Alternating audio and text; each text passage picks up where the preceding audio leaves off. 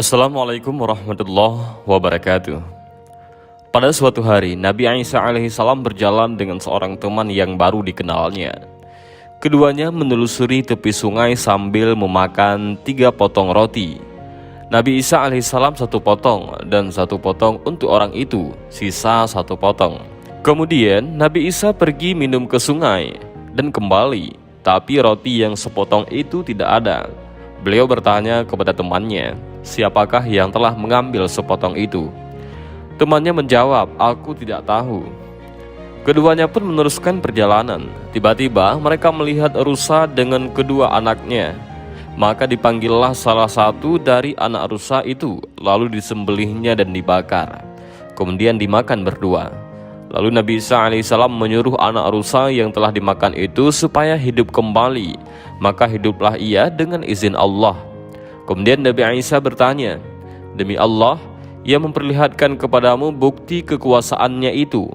Lalu siapakah yang mengambil sepotong roti itu? Temannya menjawab, aku tidak tahu. Kemudian keduanya meneruskan perjalanan hingga sampai ke tepi sungai. Lalu Nabi Isa alaihissalam memegang tangan temannya itu dan mengajaknya berjalan hingga sampai ke seberang. Demi Allah yang memperlihatkan kepadamu bukti ini, siapakah yang mengambil sepotong roti itu? Jawabannya tetap tidak tahu. Ketika berada di hutan dan keduanya sedang duduk-duduk, Nabi Isa alaihissalam mengambil tanah dan kerikil. Lalu diperintahkan jadilah emas dengan izin Allah. Tiba-tiba kerikil itu berubah jadi emas, lalu dibagi menjadi 3 bahagian.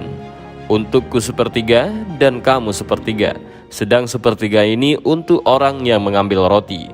Serentak teman itu menjawab, akulah yang mengambil roti itu. Lantas Nabi Isa alaihissalam berkata, ambillah semua bahagian ini untukmu. Keduanya pun berpisah. Tak lama kemudian orang itu didatangi 2 orang perampok yang akan membunuhnya. Teman Nabi Isa alaihissalam menawarkan, lebih baik kita bagi 3 saja. 3 orang itu setuju, lalu menyuruh salah seorang pergi ke pasar berbelanja makanan. Maka timbul perasaan orang yang berbelanja itu, untuk apa kita membagi emas itu? Lebih baik makanan ini saya isi racun biar keduanya mati, dan emas ini selamat. Makanan itu pun dibubuhi racun. Sementara orang yang tinggal berkata, untuk apa kita membagi emas ini? Jika ia datang lebih baik kita bunuh saja, dan emas itu kita bagi 2. Ketika orang yang berbelanja itu datang, dibunuhlah oleh keduanya. Lalu hartanya dibagi menjadi 2. Kemudian keduanya makan dari makanan yang telah diberi racun itu. Maka matilah keduanya, dan tinggallah harta itu di hutan. Sedang mereka mati di sekitar harta itu. Ketika Nabi Isa alaihissalam berjalan di hutan dan menemukan emas itu, ia berkata kepada sahabat-sahabatnya, inilah contoh dunia, maka berhati-hatilah kamu kepadanya.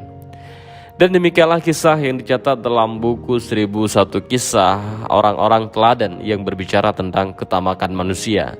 Selama yang dituruti adalah keinginan hawa nafsunya, seketika itu pula ketamakan tidak mengenal batas akhir.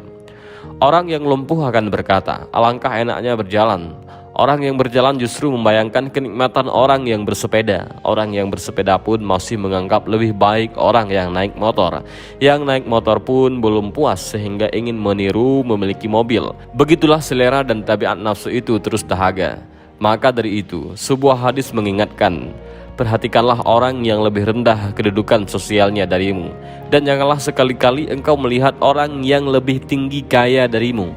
Demikianlah sikap yang layak agar kalian tidak melupakan nikmat Allah yang telah dianugerahkan kepada kalian. Hadis riwayat muttafaqun alaih dari Abu Hurairah radhiyallahu an. Inilah syukur nikmat. Orang yang memiliki mobil akan bersyukur ketika melihat orang lain yang masih naik motor atau sepeda. Orang yang berjalan pun akan merasa cukup dan berterima kasih manakala melihat orang lain justru terkapar di rumah sakit. Demikian seterusnya. Namun tabiat manusia memang lain. Mereka hanya mau terus-menerus menggugat Tuhan, terutama ketika ditimpa berbagai kesulitan. Terlebih merasa iri, hasut dan dengki manakala melihat kehidupan orang lain yang lebih makmur. Rasanya ingin sekali jika kesenangan dan kebahagiaan orang lain itu diraihnya dengan berbagai cara, sekalipun harus merebutnya secara paksa. Ingatlah bahwa sikap hasud itu akan menyia-nyiakan amal kebaikan. Sabda Nabi SAW, jauhilah sikap iri, dengki kepada orang lain ataupun hasad.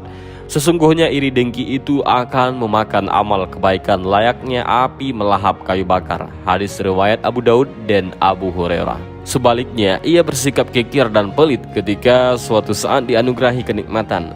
Pendeknya, ketika sedih, ia merasa orang paling sedih sendiri dan mengharapkan perasaan iba dari orang lain. Sementara ketika senang, ia merasa bahwa orang lain pun tengah menikmati kesenangan yang sama.